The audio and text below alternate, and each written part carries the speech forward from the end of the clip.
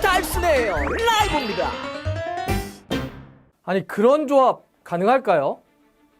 이거 한 번쯤 이렇게 다들 생각 많이 해보셨을 텐데 손흥민하고 이강인 같이 뛰는 거예요. 거기다가 뭐 이번에 벤투 감독 체제에서 처음 뽑힌 김신우까지 같이 뛰는 모습 한 번쯤 다들 이렇게 특히 이제 이 손흥민과 이강인의 조합 손이 조합에 대해서 많은 분들이 좀 많이 바라셨을 텐데 저는 가끔씩 그런 생각을 하거든요. 만약에 시대를 초월해서 차범근, 손흥민이 미드필더의 박지성의 패스를 받아서 활동량을 뒤받쳐서 공격을 하는 이런 그림 정말 한 번쯤은 다 생각해 보잖아요. 시대를 한번 초월해가지고. 근데 이번에 우리가 벤투 감독 체제에서 손흥민과 이강인이 함께 뛸 수 있는 그런 지금 기회 그림이 만들어지고 있습니다. 뭐 손흥민 선수는 브라질 월드컵, 러시아 월드컵 두 번의 월드컵을 이미 책임진 한국 축구의 오랜 시간 이끌어오고 있는 그런 에이스고 이강인 선수 같은 경우는 앞으로의 10년 지금 18살이니까 뭐 더 할 수도 있겠죠. 이끌어갈 또 이런 재능인데 두 선수가 이제 함께 뛰는 그런 모습들을 한번 이번에 볼 수 있을까 싶기도 하고 또 거기에 벤투 감독 체제에서 한 번도 보지 못했던 김신욱이라고 하는 카드가 어떻게 결합될까 이게 좀 많이 궁금해서요. 오늘 그 얘기를 한번 해보려고 합니다.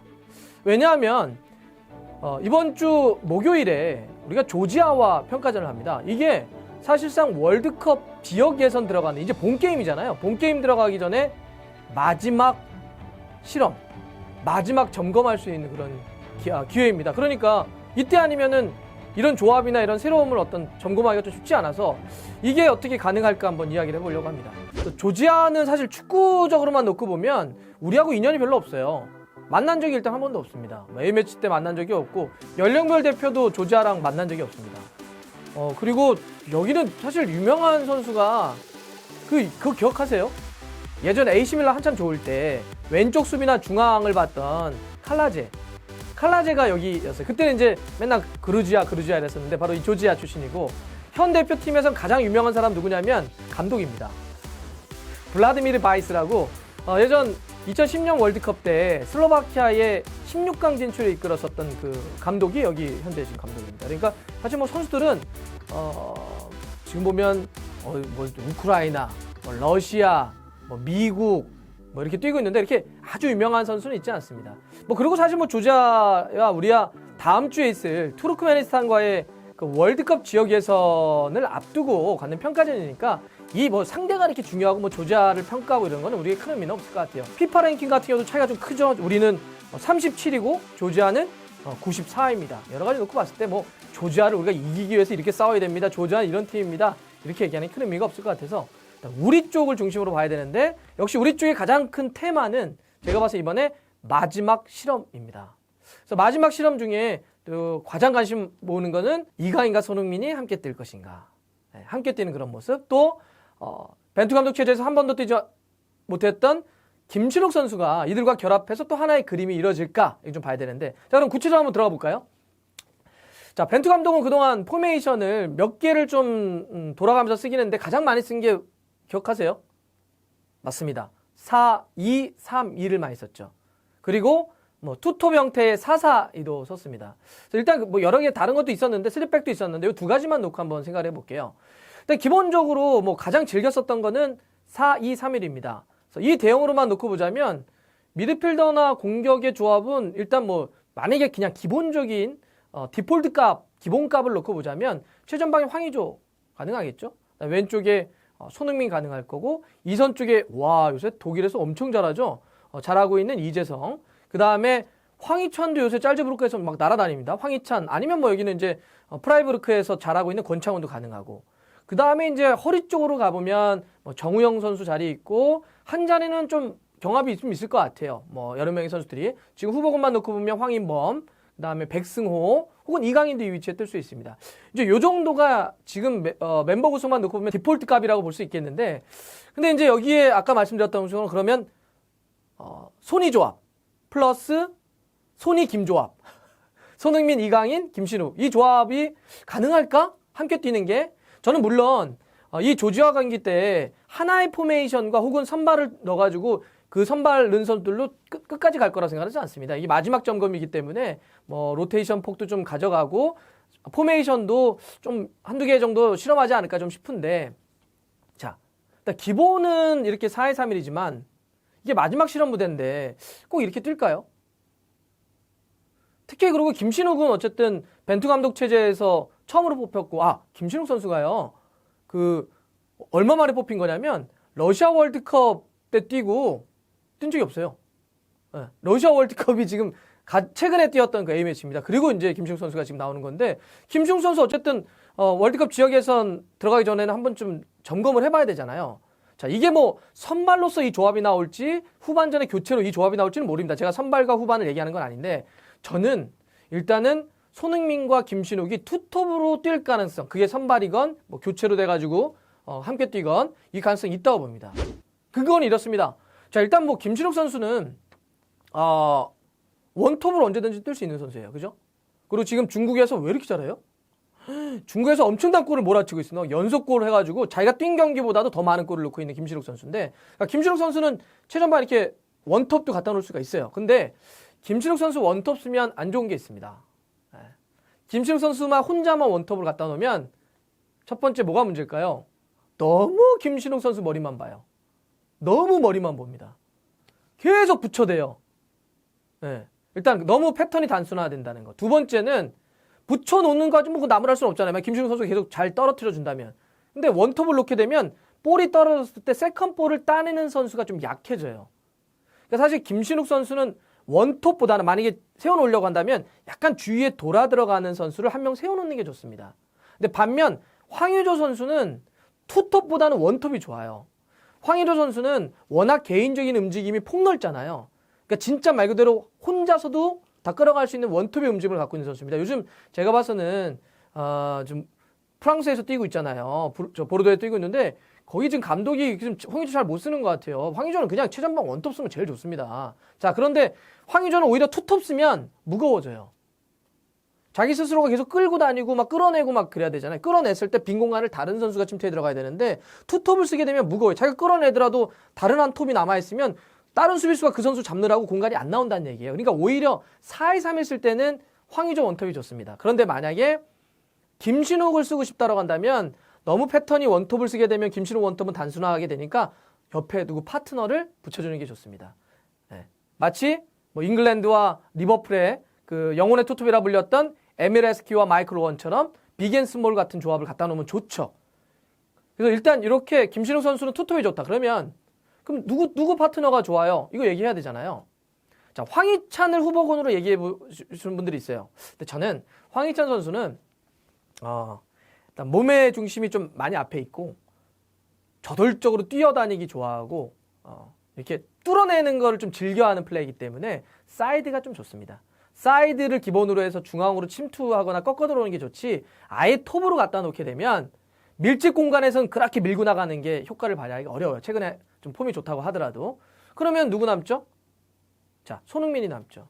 근데 여기에 투톱에 또 딱 가능성이 남는 게 뭐냐면, 자, 손흥민 선수가 징계 때문에 1, 2라운드는 프리미어리그 못 뛰었습니다. 3라운드 뉴캐슬 경기에 나왔죠. 4라운드 바로 북런던 더비 때 나왔습니다. 북런던 더비 때 처음에 중계화면에서는 4-2-3-1처럼 그려놨지만 BBC를 포함을 해서 나중에 어떻게 경기가 끝난 다음에 분석을 했죠. 바로 손흥민이 케인과 함께 약간 케인에 처진 투톱으로 뛰었다라고 분석이 나왔죠. 실제로 자, 북런던 더비 아스날과 경기에서 손흥민 선수의 뛰었던 위치를 표시한 볼을 잡았던 위치를 표시한 히트맵이라고 하는 겁니다. 자, 한번 보시죠. 자, 어떻죠? 뭐 예를 들어서 우리가 그냥 그림 4-2-3-1 때 왼쪽이만 머물렀나요? 거기서만 볼을 잡았나요? 안 그러죠. 볼을 잡은 위치가 굉장히 다양하게 넓게 포진되어 있다는 걸 알 수 있죠. 볼 터치를 이때 손흥민 선수가 79분을 뛰었습니다. 그러니까 풀타임으로 뛰지 않았죠. 그랬음에도 불구하고 풀타임으로 뛴 에릭센 다음으로 만든 많은 볼 터치를 기록했습니다. 그러니까 굉장히 넓은 공간을 뛰면서 볼 터치를 했다는 걸 알 수가 있어요.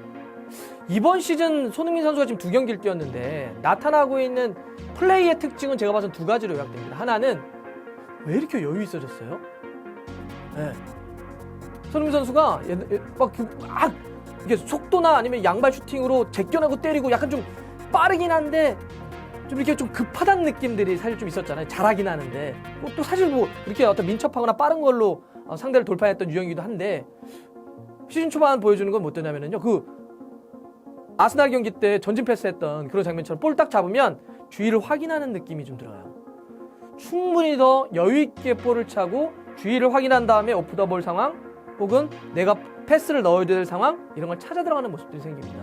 이 굉장히 여유가 있어졌다라고 하는 게 굉장히 손흥민 선수의 올 시즌 초반에 보여주는 특징이 두 번째는 이것도 여유의 유인데 어떤 걸까요? 자유. 그러니까 우리가 프리롤로 얘기하는 건데 손흥민 선수가 저 진짜 경기를 보면서 포체티노 감독의 인터뷰가 그래서 이랬구나. 시즌전 앞두고 포체티노 감독이 그런 얘기를 했어요.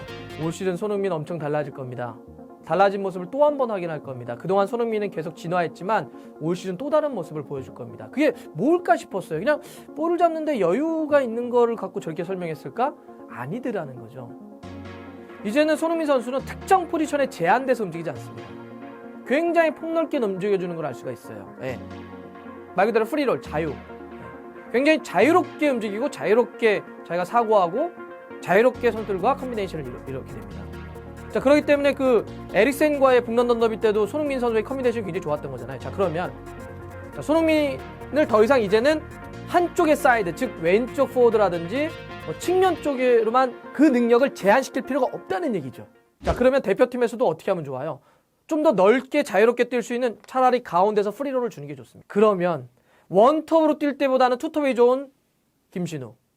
한 곳에 제한 놓지 말고 오신 뛰는 걸 보면 자유롭게 여유있게 볼을 터치하는 프리롤에 손흥민을 투톱으로 놓는 카드. 이 카드가 저는 이번 우리가 월드컵 지역 예선 앞두고 마지막 평가전, 마지막 점검, 마지막 실험을 앞둔 우리 대표팀에게 저는 꼭 한번 테스트를 해봐야 되는, 물론 한국 대표팀의 최전방의 기본적인 조합은 황의조와 손흥민이 될 거라 봅니다. 하지만 김신욱 선수는 우리가 그런 거였잖아요. 막힐 경우 어떻게 할 거야? 혹은 플랜 A가 아닌 플랜 B가 필요할 때는 어떻게 할 거야? 이럴 때는 김신욱 선수가 필요한데 이럴 때는 황의조 원톱 카드보다는 투톱의 변화와 함께 김신욱과 손흥민을 넣는 게 지금의 몇 가지 흐름, 김신욱의 플레이 특징이라든지 손흥민의 올 시즌 특징을 놓고 봤을 때 좋은 조합이 될 수 있다. 그렇죠. 자, 그러면 이강인은 여기서 어떻게 결합될 것이냐. 자, 전방을 투톱을 놨기 때문에 이때는 당연히 4-2-3-1이 아닌 거죠. 어떤 포메이션이 가장 좋을까요? 벤투 감독도 제일 많이 썼었고 또 실제 투톱을 쓰게 될 경우 우리가 3백보다는 4백이 기본적으로 가정을 한다면 밑에는 4명이어야 되고 위에는 2명이어야 되면 기본적인 4-4-2 포메이션으로 갈 가능성이 높죠.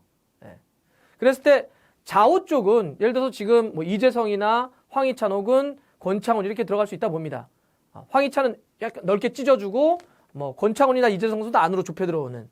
그럴 때 이제 미드필더 구성을 할 때, 자, 미드필더 때 사실 앞쪽에 손흥민과 김신욱이 있기 때문에 만약에 예를 들어서 가운데 미드필더들, 그러니까 사이드 쪽에서 오버랩 들어가든지 측면 돌파해서 크로스를 하면 김신욱 머리 맞고 뭐 직접 슈팅이라든지 아니면 떨어진 세컨볼에 대한 손흥민의 반응 이런 게 있겠지만, 근데 만약에 공격이 그렇게 만들면 어떻게 돼요? 또 그러면 얘기 나오겠지. 야, 저 대갈삽이 이제 그만해! 뭐 이런 거 나오잖아요. 야, 어떻게 김신욱만 남은 저런 공격을 하니? 이렇게만 된단 말이에요. 그러니 4-4-2를 놓되 공격이 단순화되는 걸 막기 위해서 중앙 쪽에서도 볼줄이 나와야 된다는 얘기입니다. 중앙에서도 볼 배급을 할 수 있는 선수가 나와야 된다는 얘기예요. 자, 그러면 일단 너무 공격적인 선수들만 배치되면 안 되니까 지금 이번 선발 명단 중에 그래도 수비를 어느 정도 해줄 수 있는 정우영 선수를 일단 한 자리 놓죠. 그럼 한 자리가 남는데 거기 누구누구가 있죠? 백승호, 황인범, 그리고 이강인입니다. 자, 가운데에서 볼 배급을 통해서 좀 더 효과적인, 그러니까 사이드 쪽으로만 공격이 너무 쏠리는 걸 막기 위해서 가운데서 볼 배급이 좀 필요하다는 의미에서는 어떤 선수를 쓸 수 있을까요? 이강인 카드가 충분히 고려될 만하다는 거죠. 계속 말씀드리지만 이 조합 자체가 다 선발로 한꺼번에 다 뛸 거라는 얘기가 아닙니다. 제 얘기는. 그게 잠깐이라도 좋습니다. 혹은 후반전이라도 좋고 전반전이라도 좋습니다. 이강인이 가운데에서 패스를 넣어주고 김신욱과 손흥민 선수가 투톱을 조합을 이루며 사이드 쪽에서 지금 유럽에서 한참 좋은 선수들이 사이드 쪽까지 벌려주고 이강인은 가운데서 뿌려주는 이 조합을 한 번쯤은, 혹은 월드컵 지역 예선 앞두고 마지막 실험이라고 할 수 있는 이번 조지아 경기에서 한번 해봤으면 좋겠다. 이런 말씀 드리는 거고요. 이번에 마지막 점검이 되게 효과적일 수 있는 이유 중에 하나도 이런 게 있어요. 자, 저희가 사진 하나 보여드릴 텐데 이게 어떤 사진이냐면요. 터키, 이번에 조지아 경기가 터키 이스탄불에서 열리는데 그 터키 호텔에 먼저 와서 늦게 들어오고 있는 한국, 중국, 일본 무대에서 뛰고 있는 우리 선수들을 맞이하는 손흥민 선수의 사진입니다. 먼저 와 있었어요. 예. 그 원래 보면 항상 유럽파들은 어때요? 평가전이건 뭐 A매치 할 때 한국 오면은 먼 거리를 이동을 하니까 항상 좀 지쳐가지고 우리 맨날 무슨 얘기 했어요? 막, 손흥민은 좀 쉬게 해줬으면 좋겠다. 이런 얘기 할 정도로 중요한 A매치인데도. 근데 이번에는 평가전이 터키에서 열리고 그 다음에 투르크메니스탄 붙어 있어요. 네. 그러니까 유럽파들이 좀 싱싱합니다. 지쳐있지 않아요. 그런데다가 아까 말씀드렸죠. 손흥민 지금 뭐 폼 좋지만 이재성, 권창훈, 황희찬 다 좋습니다. 유럽파들 아주 짱짱할 때 들어와요. 그러니 유럽파들 한번 잘 써보자. 이런 거고요. 이강인 선수는 본 게임 들어가기 앞서서 물론 뭐 당장 무슨 A매치 데뷔를 한 게 아니잖아요. 여러분들 그거 아십니까? 이강인 선수가 이번에 만약에 조지아 경기에 뛰면요. 한국 축구 100년사, 이제 100년이 넘었나? 100년사에 있어서 최연소 A매치 데뷔 공식 기록 7위에 올라가게 됩니다. 이강인 선수가요. 조지아 경기에 뛰게 되면 만 18세 198일입니다. 이러면서 고종수, 손흥민에 이어서 몇몇 선수 이어서 이제 7위를 하게 되는 건데 이강인 선수 뒤에 누가 서게 되냐면 최순호, 또 이천수, 차범근 이런 전설들보다도 더 빠르게 A매치 데뷔하는 겁니다. 이강인 선수가 뭐 당장 뭐 주전으로 한다 이런 건 아닙니다. 하지만 우리가 알고 있는 정말 많은 선수들이 뭐 해외 사례를 다 뒤질 필요도 없어요. 우리의 선수들도 다 10대 때 A매치 데뷔했고 이런 식으로 하면서 성장을 했습니다. 카타르 월드컵이 이제 얼마 안 남았잖아요. 이제 횟수로 한 3년 남았나요?